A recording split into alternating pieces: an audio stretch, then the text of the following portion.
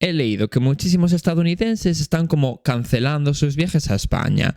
Al final, Pedro Sánchez va a conseguir solucionar la crisis de vivienda sin hacer absolutamente nada. ¡Qué hijo de puta más listo!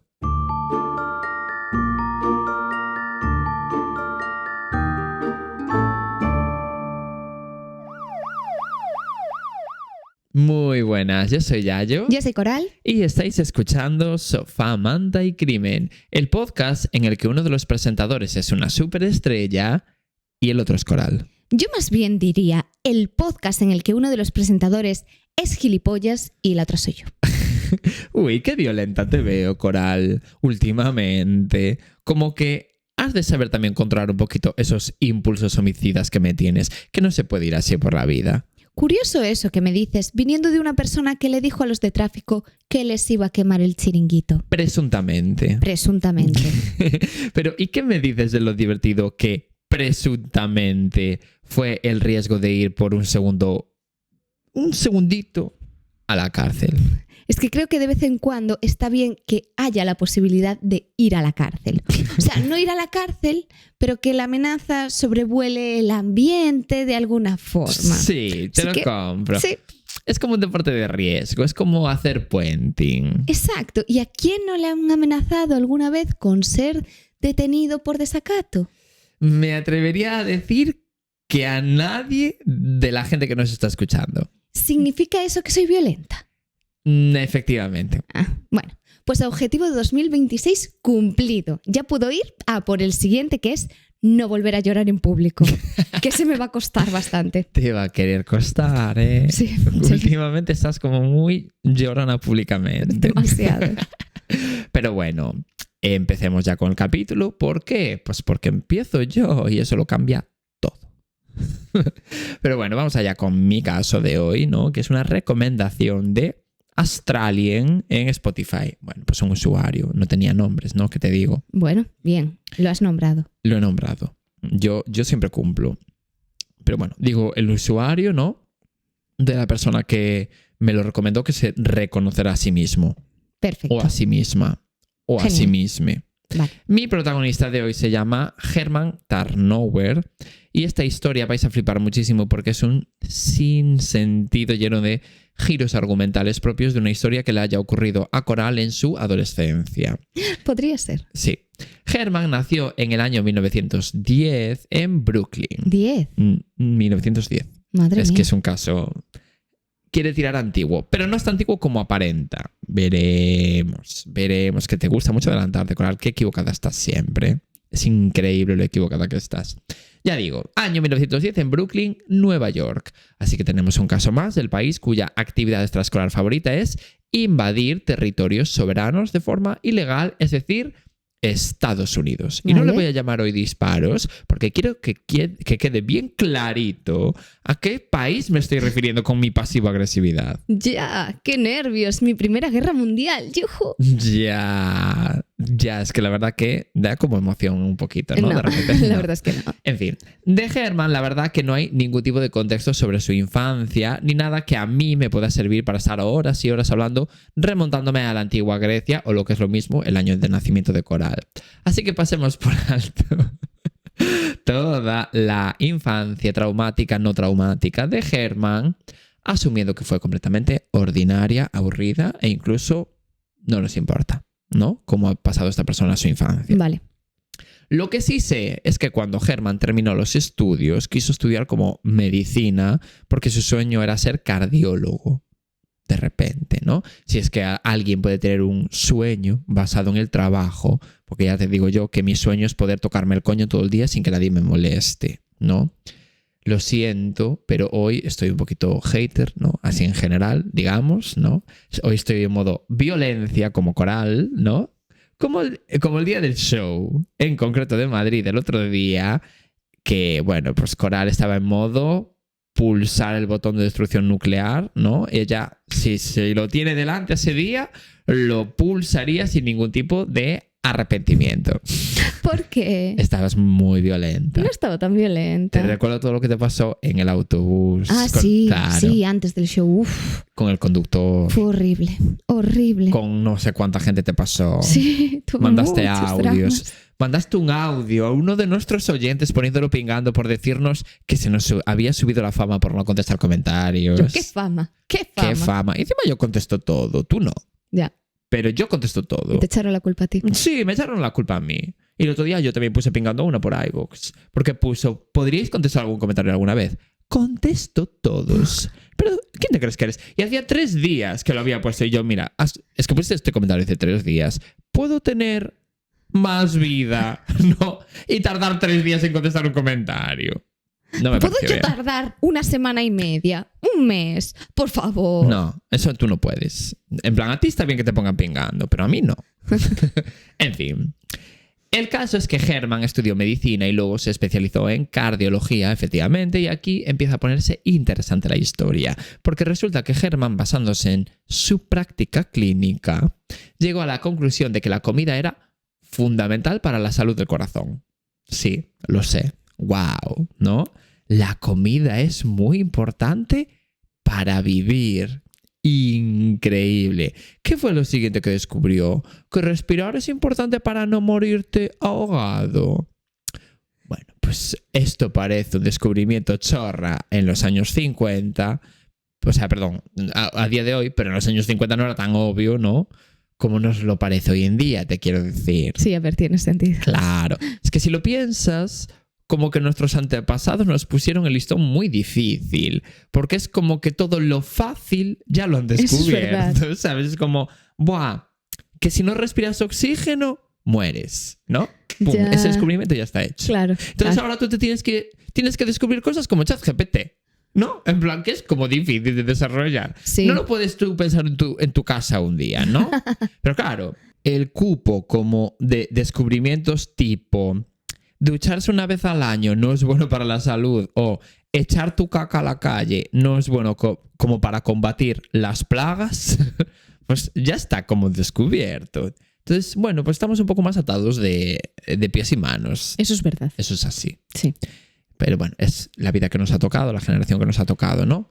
Es como que me parece mal un poquito porque eso implica que nunca voy a poder inventar cosas, con lo que me gusta a mí inventar. Te encanta inventar. Me encanta, menos mal cómo me queda este podcast. Ah, genial. Pero bueno, sea como sea, Aquí no entran feas. es muy bien. Con este increíble descubrimiento, Herman fue poco a poco desarrollando una especie de teoría que asociaba el estilo de vida y la alimentación sana con la disminución del riesgo de enfermedades coronarias. Y esta teoría fue como cogiendo forma en una especie de borrador que Herman escribió para sus pacientes, en donde daba recomendaciones para las comidas que deberían de tomar a lo largo de la semana y tal. O sea, básicamente Herman acababa de cometer el mayor acto terrorista que se puede cometer en nuestra sociedad, si me preguntas, que es crear una dieta. Ya. ¡Wow! Sí. Te pasaste, pasó? Herman. Pero ya llegaremos a eso más adelante porque las cosas no fueron tan rápidas. Y encima una dieta por salud, que aún es peor, porque si aún me dices una dieta para mantenerte bien físicamente, o sea, que se te vea bien, dices paso de esta dieta, pero encima como que al ser por salud aún estás como más comprometido a seguirla. Totalmente. Es que Es peor. como para no morir. Claro. Es que Tú dices me morir, pones entre dieta. la espada y la pared. No mola, No Herman. mola. Déjame pues, vivir con mi grasa trans. Yo era feliz. Ya. ¿Por qué me lo tienes que decir? ¿Qué ganaste con ello? ¿Dinero? Bueno, pues sí, así funciona el sistema sanitario de Estados Unidos, que os cuento. Ya. El caso es que Herman empezó a darle sus recomendaciones a todos sus pacientes e increíblemente funcionó. Que bueno, a ver, esto muy cogido con pinzas porque ya os adelanto que no es exactamente así. Y que además esto es algo que se tendría que validar a largo plazo, no en un plazo corto de tiempo, porque es una dieta de riesgo cardiovascular, te quiero decir. No es rollo, ¡guau! La probé una semana y no tuve un infarto. Funcionó, ¿sabes? Ya. Pero lo importante es que los pacientes de Herman sí que tenían esa percepción, como que les estaba funcionando el sistema de Herman. Así que se empezó a correr la voz y Herman cada vez tenía más y más pacientes a los que les daba su dieta milagrosa. De esta forma llegó a los oídos de un editor literario que dijo: uy, aquí huele a billetico. Ajá. Siento que podemos sacarle partido a esta movida. Vale. Así que este chiquito aleatorio le propuso a Herman publicar un libro en el que hablara de su dieta. Vale.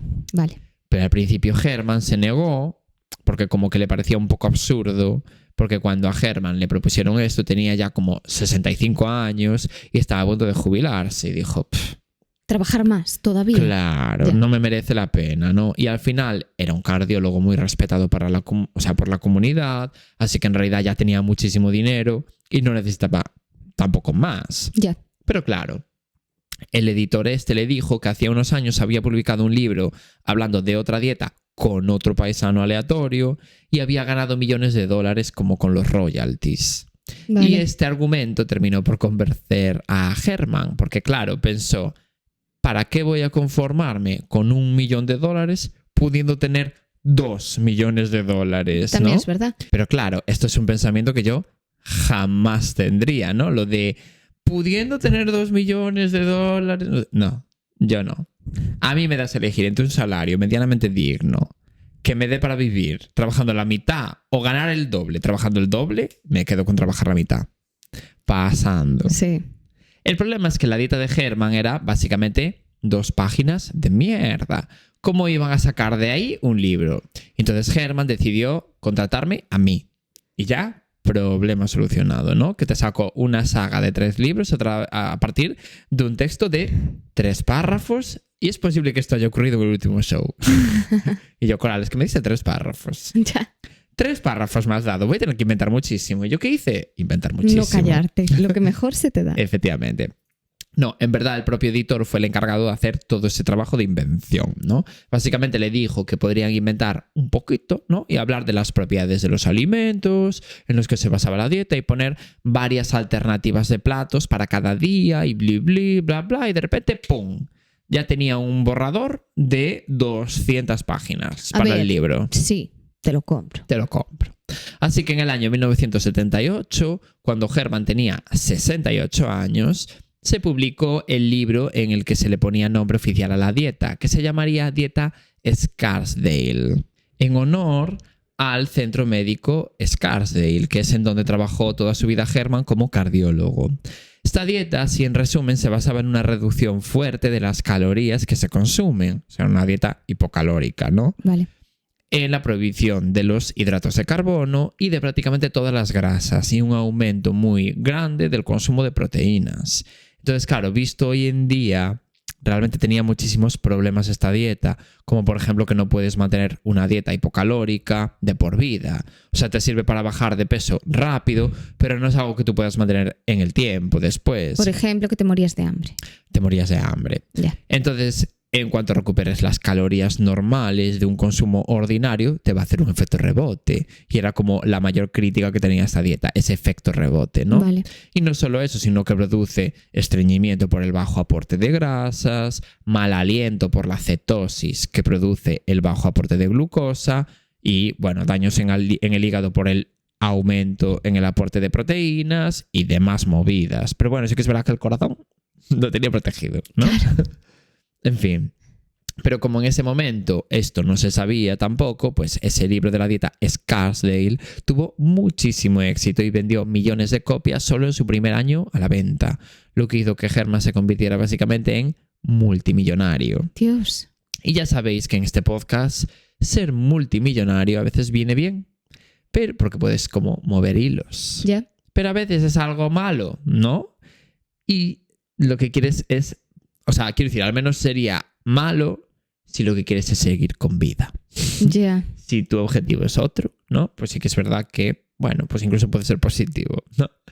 Pues en este caso vamos a tirar más bien a que no fue bueno del todo el hecho de que fuera multimillonario. Ya, que le daba como más posibilidades a la muerte. Efectivamente. Vale, pues en ese libro, entrando en la sección de agradecimientos, que nadie se lee, Herman escribió la siguiente frase. Muchísimas gracias a Jim Harris por su espléndida ayuda en la investigación y redacción de esta obra. Y diréis, ¿quién coño es esa tal Jim Harris? Bueno, pues esta es la otra gran protagonista de esta historia. Jean Harris es una chiquita que nació en 1923 en Chicago, Estados Unidos. Era directora de una escuela muy reconocida que había en Virginia y era reconocida por ser como muy exigente con los alumnos de su escuela, tener como mucho rigor, tener mucha mano dura, ¿no? Era muy dura ella como Muy dura profesora. ella. Vale. Y es protagonista de esta historia porque en el año 1966, cuando Herman tenía 56 años, o sea, más o menos, ¿no? 10 años antes de que se publicara el libro de la dieta Scarsdale, para que os ubiquéis, Jean y Herman se conocieron. En ese momento, Jean acababa de salir de un matrimonio muy largo, entonces estaba un poco como revoltosa, un poco divorciada incluso, un poquito... ¿sabes lo que te quiero decir? Entiendo. Y justo así fue como la conoció Herman, recién divorciadita. Así que Jean llamó muchísimo la atención de Herman porque era una mujer como muy elegante, que llamaba la atención porque tenía una belleza como de actriz de los 60, ¿sabes? Tipo Marilyn Monroe. Vale, como muy sexy. No sexy como tal, sino Sexy pero elegante. de llevar como un vestido con guante. Sí, ¿Sabes lo que sí, te quiero decir? sí. De ese rollo. Y claro, Herman, como estaba volcado en cuerpo y alma a su trabajo día y noche, no me representa, pues no había tenido nunca demasiado tiempo para relaciones duraderas. Así que estuvo toda la vida soltero realmente. Vale, como que se había centrado solo en su trabajo y le daba más igual el resto. Exacto. Vale. Pero eso no quita que, oye, pues jugaba al Tinder todas las semanas igualmente, ¿no? Vale. Bueno, no había Tinder de aquellas, pero creo que se me entiende. Se te entiende, se te entiende. Y cuando vio a Jean, siendo una mujer tan inteligente, fuerte, independiente, guapa, elegante y tal, pues le quiso entrar por el ojo. Y tuvieron una charleta, ¿no? De amigos esa noche. Y esa charleta pues derivó en cositas como ver una película, jugar al teto. Ya me entendéis. Ya te habíamos entendido antes. La cosa se volvió bastante seria con el paso del tiempo, hasta el punto de que Herman un día le pidió matrimonio a Jean. Le gustaba de verdad. Le gustaba de verdad. Vale. Pero claro, hay que pensar que esto estamos hablando de finales de los años 60 o principios de los 70, ¿sabes? Así que el contexto era otro y Jean tenía miedo de cómo iban a reaccionar sus hijos, bueno, que eran los hijos que tenía de su relación anterior. Vale. Como que no se lo iban a tomar mal si empezaba de repente a salir con otra persona. Entonces ella tenía miedo de eso, ¿no? Vale. Así que Jean le dijo a Herman que quería pensárselo antes de contestar. A lo mejor fue todo muy de golpe. A ver, tampoco creo que fuera muy de golpe. Igual había pasado un año, imagínate. Bueno. Pero bueno, claro, pues Sí. yo que sé, llevas 20 años en un matrimonio, tienes hijos, yo qué sé. Ya. Te acabas de divorciar justo hace poco. Claro, Vale. pues drama. Sí, lo Pero entiendo. esto a Herman como que no le quiso gustar demasiado y aunque sí que es verdad que siguió quedando para jugar al teto con Jean, nunca más le volvió a pedir matrimonio y quedó un poco como en tema tabú entre ellos dos. Claro. Como que no quiso volver a arriesgarse. Nunca Lo más. entiendo. Y claro, Jean tampoco le dijo, oye, me lo estuve pensando Ya, y sí que quiero, ya. ¿sabes? Pero hubo un problema. Y es que con el paso del tiempo la relación se fue poco a poco enfriando. Porque entre que Jean no dijo que sí al momento boda y encima le ofrecieron un puesto de directora de una escuela que estaba como a 500 kilómetros de distancia de donde vivía Herman, Ya. quiero decirte, pues tampoco podían verse tan a menudo y se fueron distanciando literal y figuradamente. Pues mira, hizo bien no haberse casado. Efectivamente. Y justo en esa época es cuando Herman de repente se vuelve multimillonario y publica el libro Scarsdale, bla, bla, bla, ¿no? Que a nadie le interesa, ¿no? Esa dieta, excepto a millones de personas que compraron el libro Ya. y que claramente se habían dado un golpe fuerte en sus pequeñas cabecitas, pero bueno, oye, había 1 millón de personas o 2 que se habían dado un golpe en la cabeza. Entonces, pues oye, esta persona se hizo bastante famosa, ¿no? Vale, pues con este contexto, en el año 1979, o sea, como un año después de que se publicara el libro sobre la dieta Scarsdale, Herman empezó una aventura amorosa con una chiquita que se llamaba Lynn Tríforos. Lynn era la secretaria de la clínica en la que trabajaba Herman, la clínica Scarsdale, y tenía 33 años menos que Herman. Lo estaba viendo. Sí, o sea, unos 36 años aproximadamente tenía. Y esto a Jin como que no le quiso encantar, ¿no? Porque Lin era 20 años más joven que Jin. Entonces, como que Jin no pudo evitar sentirse un poco celosa, ¿sabes? Encima es más joven. Porque aunque Jin y Herman cada vez se veían menos, seguían quedando de vez en cuando para jugar al teto. Entonces no le hacía nada de gracia que Herman estuviera quedando a la vez con una chiquita mucho más joven que ella. Ya, y encima Herman también se lo debió de decir. A ver, igual se lo dijo, pero... Para fastidiarla un poquito. Sí. Mira con quién estoy, mírala. Mírala. Y le enseñaba su Instagram. Bueno. Le decía, mira qué guapa es. Tú no eras tan guapa a su edad. Ya, fijo. O es casi tan guapa como tú a tu edad. ¿Sabes? Seguro. Como indicando lo vieja que era. En plan, es curioso, ¿eh? En plan que ella no sale de un geriátrico como tú. ¿Sabes? Yo me lo imagino un poco Está así. siendo casi tan cruel como Herman. No, porque yo me estoy imaginando a Herman diciendo eso. Ya. Yo nunca lo diría. Pero bueno. Encima, la relación de Herman y Jin era bastante pública. Quiero decir, él era una persona muy famosa en ese momento y llevaba a Jin a muchísimos eventos públicos como galas de premios o movidas así. Y cuando Herman empezó a quedar con Lin, llevaba a Lin a todos esos eventos a los que antes iba Jin. Joder, es que también, claro, se parecen mucho los nombres. Entonces ya digo, como que Jin no pudo evitar sentirse celosa porque es como, a estos premios a los que antes iba yo, ahora ya no voy yo y llevas a tu nueva amante, ¿sabes? Ya.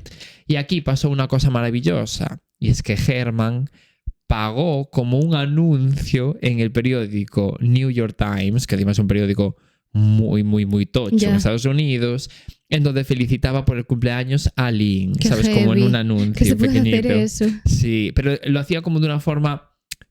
En plan, como que no era obvio que iba por Lin, pero a la vez era muy obvio, ¿sabes? En plan, imagínate... Yo qué sé. En vez de I love you, puso I lin you. ¿Sabes? En plan, hizo como una especie de juego de palabras para que no fuera como muy evidente, pero que lo era. Vale. O por lo menos lo era para Jin, ¿no? Sí. Y Jin se puso tan celosa que le dijo a Herman la siguiente frase. La próxima vez puedes ser un poquito más explícito si quieres. Creo que el dirigible de Goodyear está disponible para que pongas tu mensaje. Qué celosa estaba. Qué celosa. A ver, la entiendo. Es que claro. Pero fue muy perfecta diciéndole eso. En plan, oye, mira, no querrías. No sé. En plan, felicitarla en el letrero de Hollywood de Los Ángeles. Ya. Que siento que no está siendo lo suficientemente evidente, ¿no? Pero esto Jin solo se lo decía a Herman como en petit comité, ¿no? Nunca jamás se la escuchó decirle cómo se sentía a nadie, porque era una mujer muy orgullosa que no quería que nadie la viera en su peor momento de autoestima.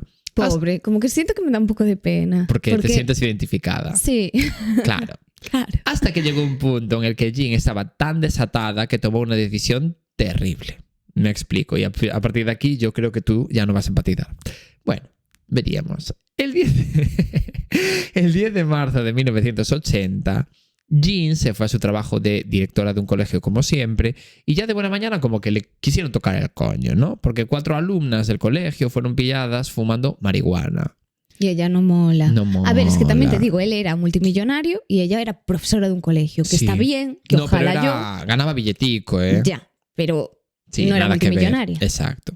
Jin entonces decidió expulsar a estas 4 alumnas y en cuanto las expulsó, cogió el coche y se fue para su casa a escribirle una carta larguísima a Herman contándole lo horrible que le parecía que estuviera saliendo con Lin y no con ella. Ay. Y en esa carta Jin hacía una especie como de repaso de su relación con Herman y le decía lo enamorada que estaba de él. Ay. Y lo mucho que se arrepentía de no haberle dicho que sí al matrimonio, bla, bla, bla. Y al final de la carta, Jin le explicaba a Herman que como no podía soportar más esta situación, que se iba a suicidar. Ay, no. Y que cuando Herman leyera la carta, ella ya estaría muerta. Ay, no. Después de eso, Jin envió la carta por correo, volvió a casa y se fue a su desván. Yo lo llamaría Rocho, ¿no? Porque soy de Lugo, pero por que la gente me entienda digo desván. A buscar una caja en donde tenía guardada una pistola que compró hacía 3 años. Porque por supuesto todo el mundo en Estados Unidos tiene un arma en casa. Por supuesto. Y después se metió en el coche y condujo durante 5 horas en dirección a donde vivía Herman. Una vez allí, a las 11 de la noche, Jean llegó a la casa de Herman y decidió entrar sin hacer ruido porque aún tenía una copia de las llaves de la pedazo de mansión en la que vivía Herman por todas las veces que había ido allí a jugar al teto.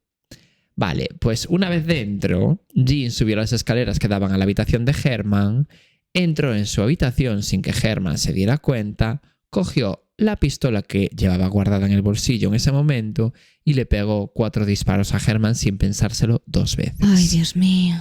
Herman no murió al instante, porque de hecho pudo salir de la cama y arrastrarse por el suelo varios metros, pero al final no pudo aguantar y murió desangrado a los pocos minutos tirado en el suelo. Después de eso, Jean llamó a la policía, pero sin identificarse, y dijo que acababa de escuchar cómo disparaban a alguien dentro de la casa de Herman Tarnowhere.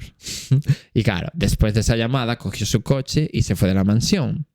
Pero, claro, con esa llamada, obviamente la policía no tardó mucho en llegar a la mansión, porque encima era una persona muy conocida, Herman. Yeah. Entonces, cuando la policía estaba llegando a la casa de Herman, Jean estaba aún saliendo en coche de la finca de la casa. Dios, qué tontita. Claro, te quiero decir, es que fue súper tonta.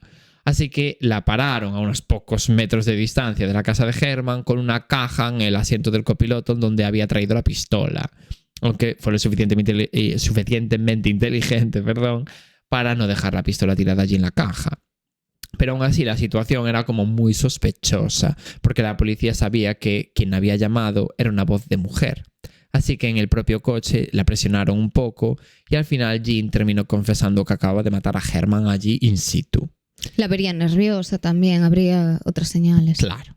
Cuando la policía le preguntó quién había matado a Herman, ella contestó: fui yo. Me hizo vivir un infierno. Se acostó con cada mujer que se cruzó en su camino. Y después de eso abrió la guantera del coche y les dio el arma homicida con la que había disparado a Herman. Dijo: aquí la tenéis, pum. Entonces les ahorró como ese trabajo. Después explicó que en verdad su idea era suicidarse, pero que antes quiso ver a Herman por última vez y al llegar a la habitación de Herman vio ropa interior de Lynn, joyas y hasta las cosas estas con las que se hacen los rulos, ¿sabes? Sí. Como los ruleros, que no sé cómo se llaman. Los rulos.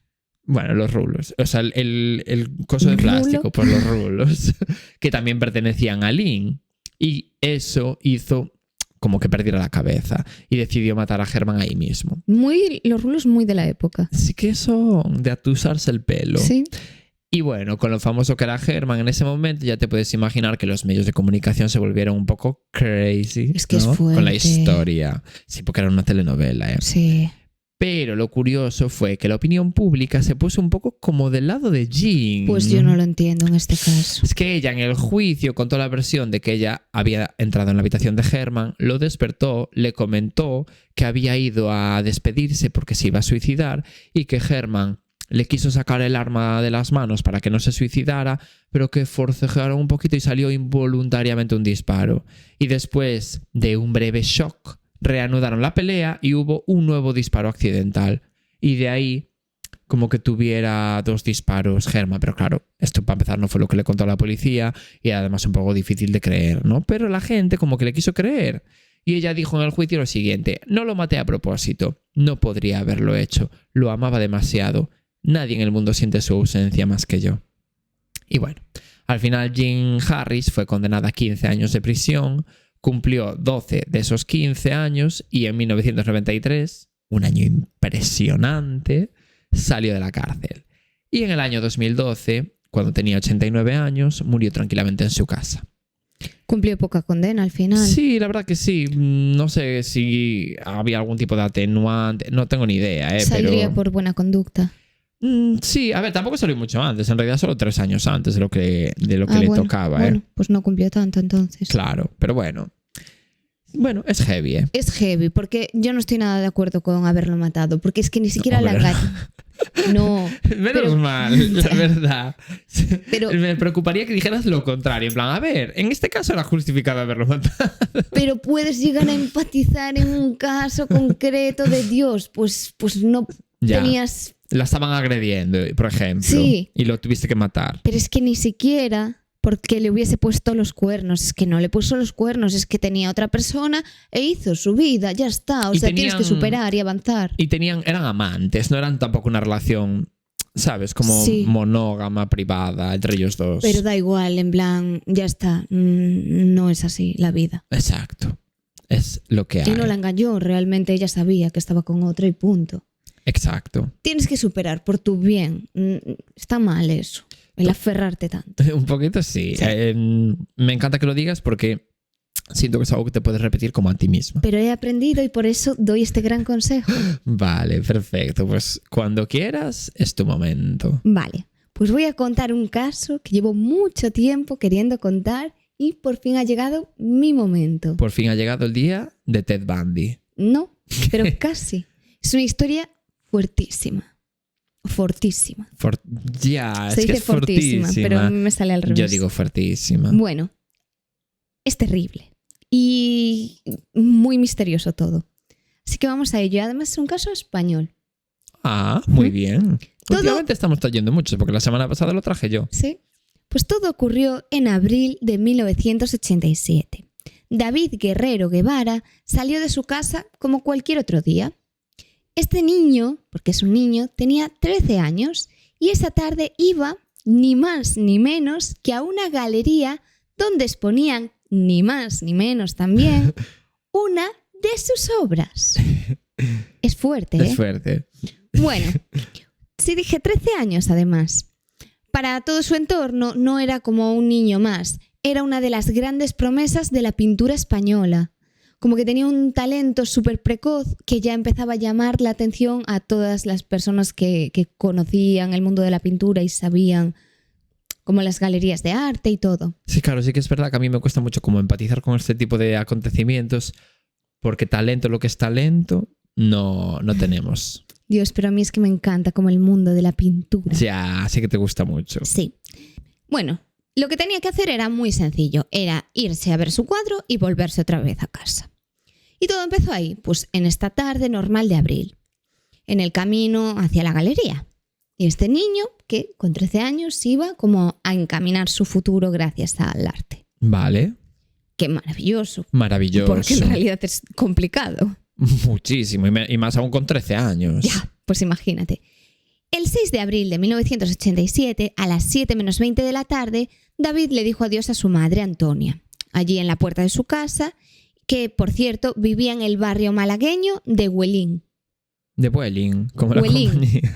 Huelín, no sé. Vueling, bueno, pues Vueling. Y desde allí tenía que como caminar unos 250 metros hasta llegar a la parada del bus que lo iba a llevar a la Galería de Arte La Maison, en la calle Duquesa de Parcent. Pues por ejemplo. Sí, en el centro de la ciudad de Málaga, donde allí lo estaba esperando el periodista Paco Fadón, de Radio Popular. Este periodista le iba a hacer una entrevista pues, sobre sus grandes dotes, sobre la pintura esta. Y bueno, es que lo iba a entrevistar, es fuerte.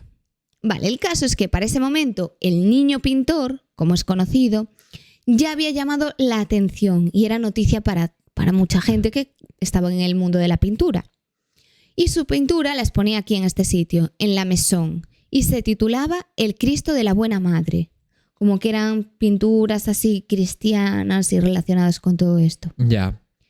Y los críticos, expertos en el tema, lo llamaban el pequeño genio o joven pintor de rara sensibilidad, entre otros muchos piropos que le ponían. Pero vaya nombre más largo. Es como voy a llamar a esta persona el niño de no sé qué, de no sé cuánto, que hizo no sé qué aquello. Bueno, lo llamaban o el pequeño genio o el joven pintor de rara sensibilidad.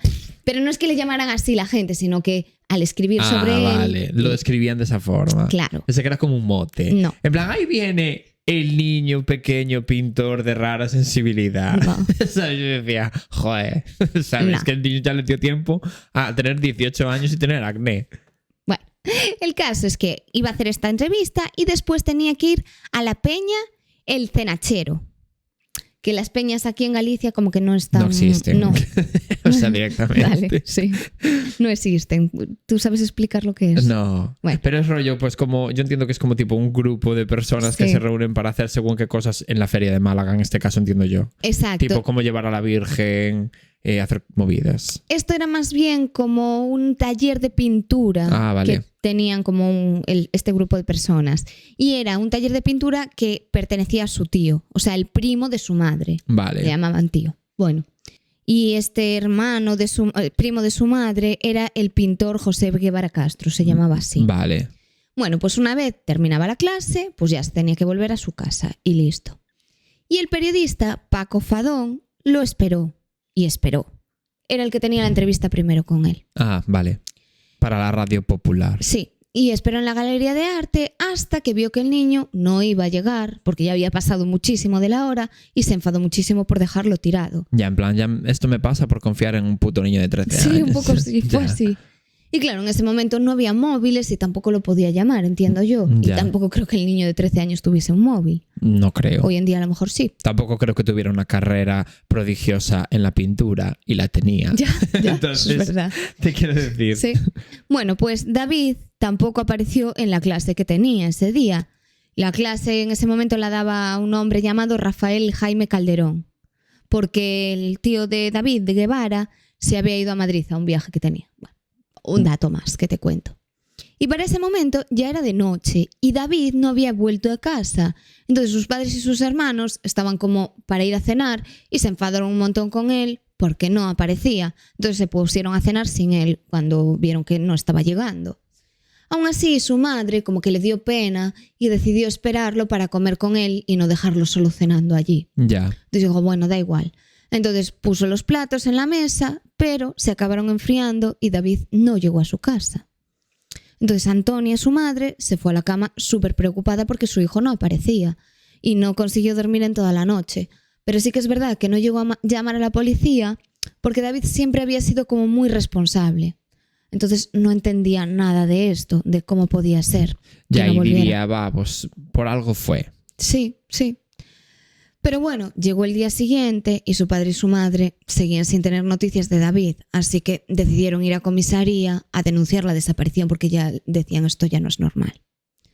Bueno, pues lo primero que hizo la policía fue reconstruir todos los movimientos que había hecho el pequeño. Y en este momento llegaron a la conclusión de que había desaparecido en el trayecto 250 metros que separaba la casa de la parada de bus. Dios, qué poca distancia me refiero. Ya.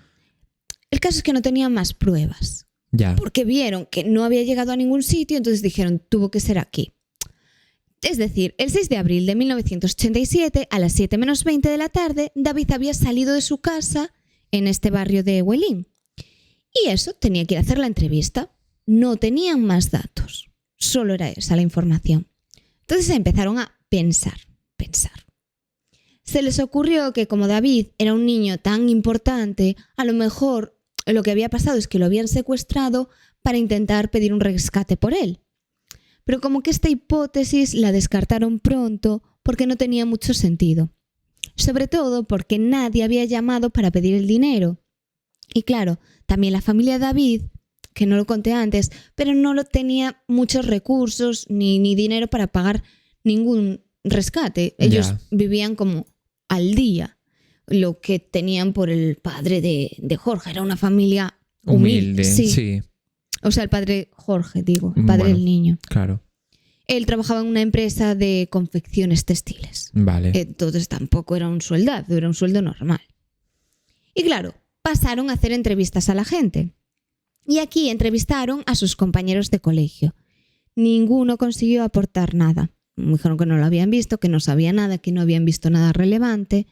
Y solo contaron que esa tarde a David le dolía mucho el estómago y que no había comido el sándwich que le había hecho su madre. Sin más. Lo más raro es que ningún vecino lo había visto caminando hasta la parada del bus y los conductores de los horarios que estaban como próximos al momento de la desaparición tampoco dijeron haberlo visto. Ya. Entonces, como que por eso se perdía la pista ahí, en esos 250 metros. Y en la galería, como que entrevistaron a la gente de allí, no solo el periodista de Radio Popular lo había esperado sin noticias de él, sino que la policía tampoco conseguía encontrar a ningún testigo que lo hubiese visto allí. Y en la peña, el cenachero, el pintor Calderón, dijo haber visto a David en la escalera, que este dato es súper importante. Pero también es verdad que dijo a los policías que a lo mejor lo estaba confundiendo con otro niño de por allí, porque no lo conocía como muy bien. Ya. No sé si me explico. Y unos días después, una pista súper rara llamó la atención de la Interpol en Lisboa. Ojo. Jesús. Porque al ver la foto del niño pintor, un vecino de un barrio de allí de los suburbios llegó a una comisaría y les contó, allí en Lisboa, que había, como que le parecía haberlo visto con otros 2 chicos de su misma edad. Y también como que hubo llamadas telefónicas que lo identificaban, pero lo típico, ¿sabes? Y eso quedó en nada. Qué raro. Yo creo que esto nunca pasó, porque Ya. ¿qué iba a hacer en Lisboa? Alguien se pudo confundir, pero como que entiendo que le dieron bastante relevancia a este dato. Ya. Bueno, pues el caso es que una semana después, la Interpol y la Policía de España dijeron, o sea, catalogaron este caso como desaparición extrema. O sea, que esto viene a decir como que no hay ninguna pista sobre el Vale, caso. te iba a decir como que desaparición extrema. Ya. Y el caso parecía que estaba cerrado y sin ningún tipo de solución. Cuando, ya 3 años después de la desaparición de este niño, una amiga de David, que esto también es súper importante, que era una niña que pintaba con él en el taller, en la peña en el Cenachero, que por cierto se llamaba Gemma Calderón. Bueno, pues recordó que unos días antes del 6 de abril de 1987, David le había regalado un dibujo.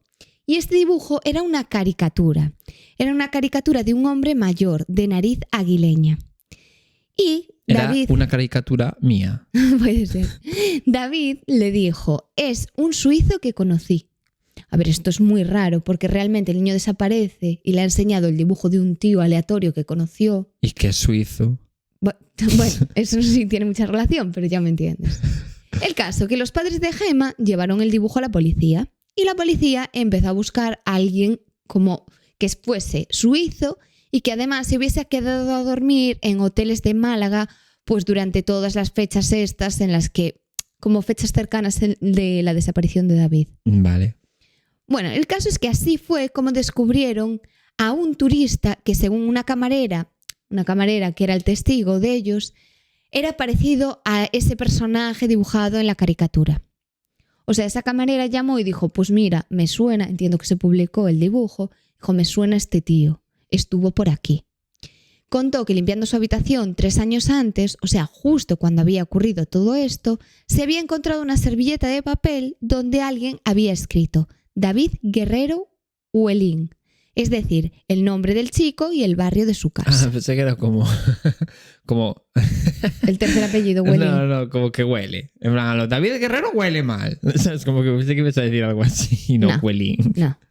Bueno, el caso, que habían puesto el nombre de este chico y su casa. Y esta mujer, la camarera, dijo que había tirado las servilletas, sin más, pero que sí que es verdad que recordaba perfectamente lo que decía, como que le pareció raro esto. Sí, como que le llamó la atención. Sí.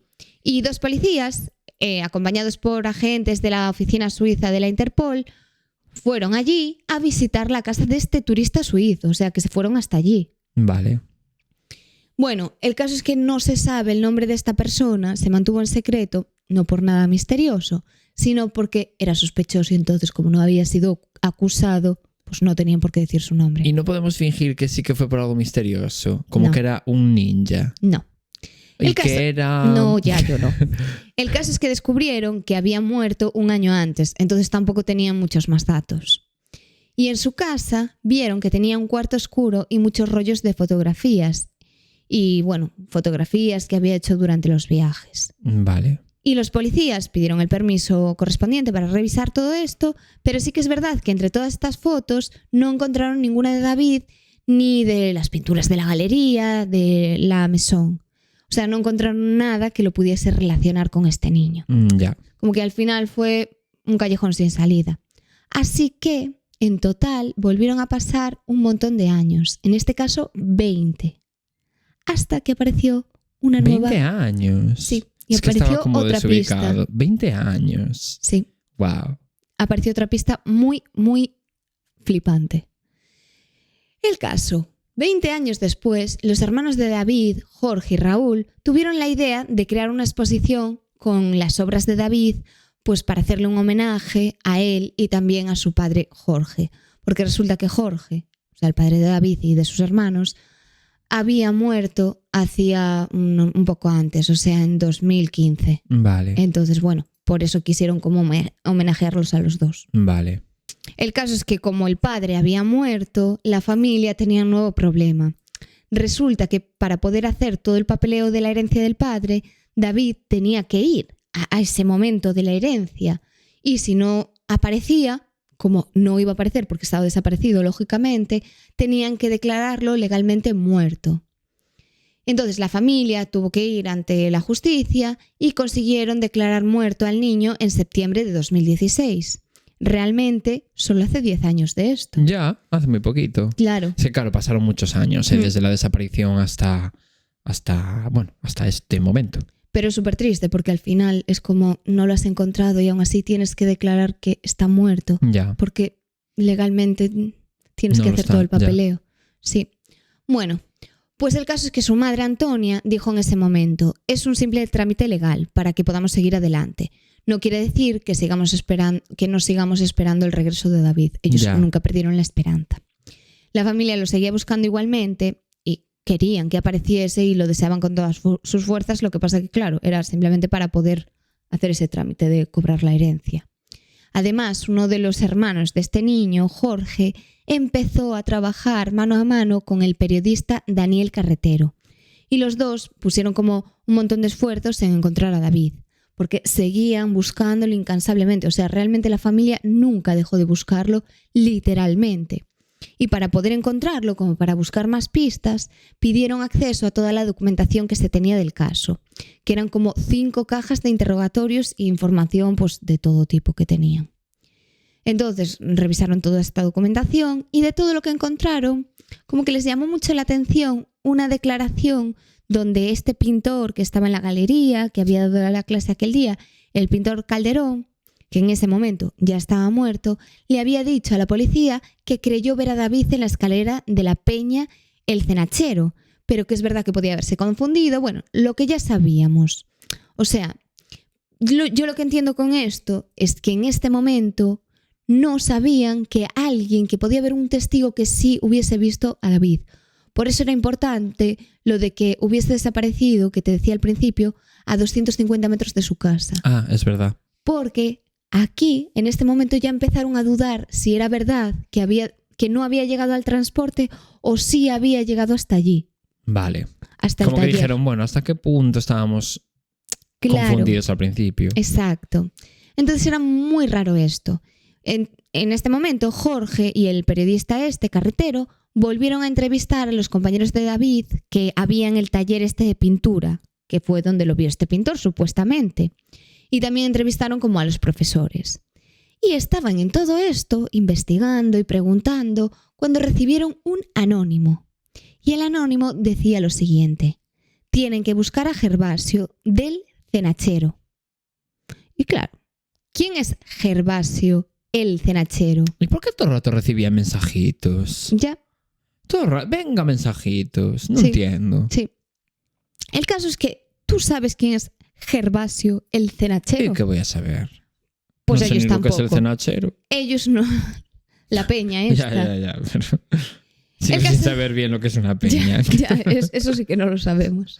El caso es que ellos tampoco sabían quién era, así que volvieron a preguntar a todos los testigos. Pero al tal Gervasio del que hablaba el anónimo, nadie lo recordaba ni sabían de quién les hablaban. Aún así, con toda esta nueva info, la policía sí que pudo reabrir otra vez el caso. Dijo, vale, a ver, es muy raro lo de este anónimo, tenemos un nombre, vamos a tirar por ahí. Podía ser que, gracias a este anónimo, buscaran a ese tal Cenachero y ese tal Cenachero supiese todo. Bueno, pues realmente tampoco llegó a mucho más esto, ya te lo adelanto. En febrero de 2020, Gema, esta niña que era compañera de David en el taller y que sus padres, recordemos, que habían llevado la caricatura del suizo a la policía, bueno, pues vas a flipar con este dato. Resulta que un día estaba pues llegando a su casa y se fue al buzón. Bueno, pues allí se encontró una sorpresa. Ya habían pasado 30 años de la desaparición de David en este momento. 30, Dios. En este momento sí, pero reconoció de inmediato la imagen que vio. Resulta que mientras estaba buscando en el buzón y cogiendo las cartas, ahí estaba el dibujo del suizo. El dibujo del que había hablado ella Sí, me a la acuerdo. policía y todo esto. Pues estaba en su buzón. O sea, realmente esta era una prueba que tenía la policía y que tenía que tener en ese momento. Pues alguien la tuvo que robar de allí y meterla en el buzón. No entiendo absolutamente nada de este caso. Ya, es que todo lo que hay alrededor de este caso tiene muchísimos enigmas, porque no se entiende cómo salió de ahí, de una cadena de custodia. Ya. No lo sé. Alguien de la policía. A ver, es que es raro. Es raro, ¿eh? Sino alguien que tuviese relación con la policía. Ya. Entonces, Gemma lo que declaró, porque esto lo declaró como a unos medios de comunicación cuando le preguntaron, fue: estuve a punto de tirarlo porque estaba entre la publicidad y venía suelto. Es algo muy raro. Luego llamé a Jorge, al hermano de David, y se lo conté. Decidimos llevarlo a la policía. Una semana después me llamaron a declarar y me dieron a entender que el dibujo no lo tenían ellos y por lo tanto no tenían una explicación de cómo había llegado a mi buzón. Y dijo: estoy segura de haber dado ese papel a la policía. Como la policía le dijo que no tenían el dibujo, si ella se lo entregó, o sea, los padres de Gemma se lo dieron a la policía. Qué cosa más rara. Y la policía le dijo: no teníamos eso. A ver, entiendo que también sería para lavarse las manos. Hombre, sí, lo tuviesen supongo. o no, ¿qué vas a decir? Sí, lo teníamos y nos lo Y robaron. nos desapareció, claro. No puedes, vale. Pues es que por eso yo con lo del dibujo es con lo que más flipo. Y era tan importante el dibujo, era tan sospechoso ese tal el suizo. Ya. No lo sé. Daniel Carretero, que si te acuerdas es el periodista que ayudaba a Jorge en esta investigación, hizo entonces como una especie de conexión que no había pensado la policía. Resulta que dijo que el hombre del dibujo, este supuesto suizo, podía ser ese tal Gervasio, porque recordemos que no tenían, tenían el nombre pero no había salido. Pero a lo mejor era este tal Gervasio, de la Peña el Cenachero, al que se refería el anónimo que habían recibido unos años antes. No lo sabemos, o que le llamaban Gervasio, aunque no entiendo por qué era suizo. No lo sé. Esa es la apreciación que hizo. Y si el Cenachero, el que se refieren a este hombre misterioso, era realmente el suizo. No lo sé. También dijo: alguien ha tenido acceso a la investigación y a los datos de la dirección donde vive ahora mismo Gemma. El papel estaba oxidado como si el tiempo hubiese pasado por él y en papel de blog de la época. Es obvio que alguien ha roto la cadena de custodia. El por qué, cuándo o cómo lo desconocemos. No deja de ser curioso que no pasara nada más de 30 años y en estos últimos meses comiencen a pasar cosas. Bueno, pues resulta que en abril de 2021 el hermano y el periodista hablaron con Sur, pues un medio de comunicación, para pedir la colaboración ciudadana para descubrir quién era ese tal Gervasio. Y esto era muy importante. Es el canal el autonómico de Andalucía. Sí, me Canal sonaba. Sur, Sí. como la TVG. Pero para quien no lo sepa. Ya, pero o sea, es información extra. Vale. Tanto ellos como la policía empezaron a trabajar con una nueva hipótesis que no estaba planteada en ese momento de la desaparición. Que en ese momento David hubiese sido víctima de una red de trata. Que por eso que lo hubiesen visto y que lo tuviesen como fichado. No sé. El caso es que Jorge y Daniel también descubrieron, o sea, el periodista Carretero, también descubrieron dos pistas que se les habían escapado o que pues no se habían tenido en cuenta en ese momento. Y una de ellas era una nota del Gobierno Civil de Málaga, donde se indicaba que David había sido visto a las 6:45 en la parada del bus del mercado de Huelín. O sea que aquí ya sí que puede ser que él estuviese en donde tenía que ir y no que hubiese desaparecido al lado de su casa antes de llegar a la parada. Vale. Y otra pista era el testimonio de alguien que decía haberlo visto parado como dentro de un bus. Había un testigo que lo había visto dentro de ese bus que debería de haber cogido ese día. Con lo cual, en teoría, debió de llegar a la parada. Bueno, ¿no? Por lo menos en Al el bus bus, entró. eso es lo que decía ese testigo. Ya. Pero claro, también tenemos que dudar. Ya.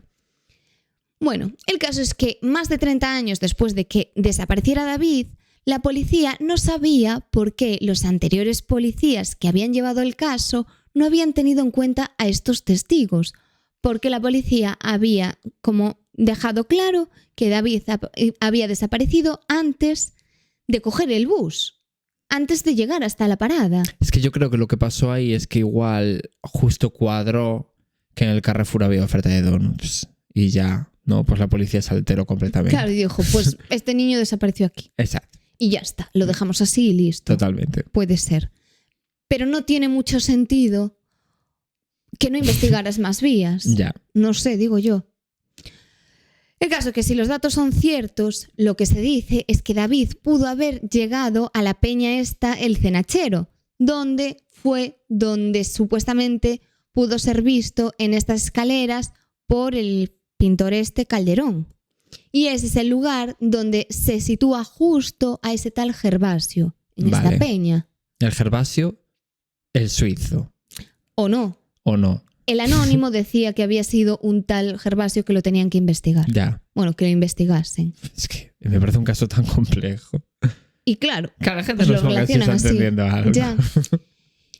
El caso que desde entonces la investigación está abierta, pero está parada. Así que sí, efectivamente traigo un caso sin resolver. Qué sinvergüenza. Y mientras tanto, la madre de David, hoy tendría como 50 y pico de años, no ha perdido todavía la esperanza.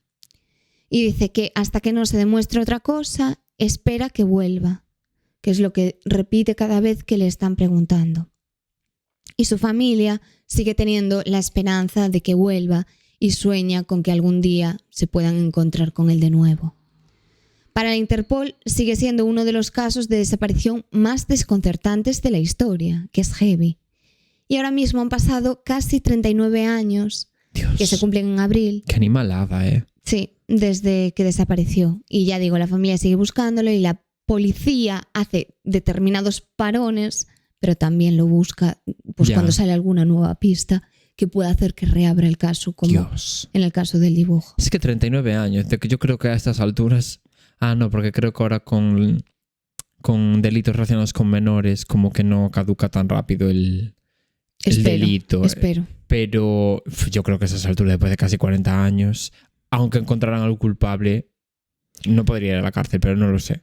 No, a ver, no lo sé, pero por lo menos que se le siga buscando si aparece una nueva y que como pista. mínimo que aparezca él. Sí, da sí. igual un poco quién haya sido a esas alturas. Sí, y bueno, la investigación realmente se abrió hace poquito, o sea, en 2020 fue la última vez cuando apareció este dibujo. Ya. Que sigo flipando con que lo tuviera que tener la policía y apareciese en casa de esta chica. Eso es heavy. Es muy, muy raro. ¿Y quién lo metió ahí y cómo lo cogió? ¿Y por qué? También. Sí, todo. Y esto para la policía y para la familia de David es como una especie de mensaje, como un motivo de volver a abrir el caso. Sin embargo, como que es raro que nadie volviese a hacer ningún movimiento. Si realmente esa persona dejó ahí el dibujo, ¿por qué no se hizo nada más? Ya. No sé. Extraño dejar algo en ese buzón. ¿Por qué? Pero bueno, tampoco se pudo hacer mucho más con esta información, que es una pena. Y a pesar del paso del tiempo, incluso de haberlo declarado muerto legalmente, pues sigue la gente estando súper interesada en qué le pasó, en si está vivo y qué ocurrió, quién fue. Y siempre, bueno, ojalá salgan nuevos indicios de todo esto para poder reabrir otra vez el caso. Y también, pues eso, hay libros, documentales y cosas de este caso que amplían mucho más la información y que son muy interesantes porque realmente es un caso muy, muy complejo y súper triste además. Bueno, que el caso es que en esto estamos hablando de un niño, pero es que además no era simplemente un niño, era como un adulto hecho niño, como que era súper responsable y además tenía ese don tan heavy. Ya. Y bueno, como que siempre esto le ha atormentado a todo el mundo porque es como, ¿dónde está ese niño? ¿Qué pasó? Y además, en este caso, como que no hay ni un mínimo de sospechosos y podría haber sido el suizo, pero es que tampoco se encontró ni una sola pista. Entonces, ¿y quién coño es esa persona? En plan... Se sabe quién es el suizo. Ah, bueno, vale. Bueno, lo encontraron y estaba muerto. Es verdad. Pero... Ya, ¿qué relación hay ni nada? Claro, no encontraron ninguna pista y tampoco saben si el tal Gervasio era el suizo realmente o no. Eso es lo que pueden sospechar. No lo sé. El caso es que no hay dónde aferrarse, que para mí es el problema. Que Ya. en otros casos a lo mejor podemos decir, sospecho de no se sabe, pero está bastante claro. Sí, o no Pero está que no. resuelto judicialmente, pero sí en nuestros corazones, ejemplo, M. Rajoy, ¿no? Exacto. Pero no hay nada. Es que no hay absolutamente nada por donde Sí. tirar. Flipo, ¿eh? Y es un caso súper irónico porque era que este niño, a los 13 años, el niño estaba destinado a ser famoso por este talento que tenía con la pintura. Y casi 39 años después sigue siendo famoso, pero en este caso por algo terrible. Ya. Y bueno, si apareciese hoy en día tendría 52 años. Dios, flipo, ¿eh? Claro, tenía 13. Es que claro, pasaron casi 40, en verdad. Sí, es En plan, una locura. uno sería muy mayor para tener, o sea, para pasar 40 años. Y yo con este caso siempre me he rayado muchísimo, le he dado muchísimas vueltas, porque al final es como un misterio tan extraño y te da tanta pena decir, jo, solo fue a hacer algo bonito, que era exponer su cuadro, Ya. dar una entrevista, era un momento súper importante para él. Qué heavy, ¿eh? Y alguien le hizo algo y nunca más. Ya. A ver, espero que no, que en realidad pues Vas a se fuese a perder, recorrer el mundo, pero no creo. vas a perder tanto esta votación por haber traído un caso no resuelto. Ya, eso sí, pero Tanto. no, porque es un caso muy interesante. Yo tenía muchísimas ganas de traerlo y siento que si traes desapariciones puede servir un mínimo para seguir hablando de eso. Sí, a ver, imagínate que ahora de repente se reabre el caso. Ojalá tú pon fotos y que la gente... Pongo fotos. Claro. Bueno, no prometo nada. Y si aparece gracias a nosotros. No va a aparecer gracias a nosotros. Y sí, Y es que es tan imposible. pero la opción, la posibilidad, No, por claro. mínima que sea, Sí, no, claro, por existir existe. bueno, pues está bien que se hable de estos casos. Bueno, igual pongo foto. Ya Bien, veré. bien. Ya veré. Solo el Yayo del futuro sabe. Eso es verdad. Y nada, hasta aquí mi caso de hoy Y el capítulo. y el capítulo. Por fin. Se nos hizo de noche. Sí, se nos hizo un poquito de Hemos noche. fingido que no ha pasado, pero ha sucedido. Sí. Y nada, ya nos callamos. Seguidnos en Spotify y en iVoox En todas partes. y en todas partes. Y punto. Porque no se sabe ni en qué plataformas. Está ella, en plan es una superestrella, ¿no? Digamos. Y nada, hasta el lunes. Chao. Chao.